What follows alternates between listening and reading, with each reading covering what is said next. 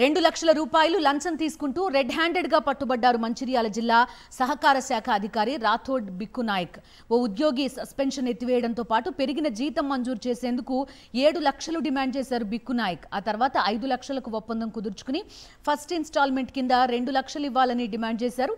బాధితుడిచ్చిన సమాచారంతో ఇక్బాల్ అహ్మద్ నగర్లోని తన నివాసంలో బిక్కు నాయక్ 2 లక్షలు తీసుకుంటుండగా పట్టుకున్నారు ఏసీబీ అధికారులు.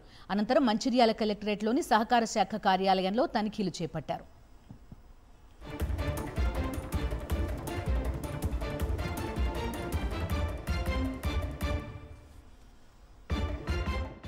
రాథోడ్ బిక్కు గారు district cooperative deputy registrar cooperative societies ఒక ఎంప్లాయీ సస్పెండ్ అయి ఉంటాడు.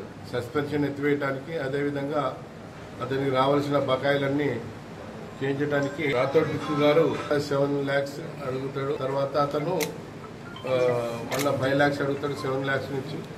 సరే అని ఇన్స్టాల్మెంట్గా అతను ఈరోజు 2 లక్షలు ఫస్ట్ ఇన్స్టాల్మెంట్గా ఇవ్వడం జరిగింది. ఏసీబీకి వచ్చి చెప్పడం వల్ల రెడ్ హ్యాండెడ్గా ఈరోజు పట్టుకోవడం జరిగింది.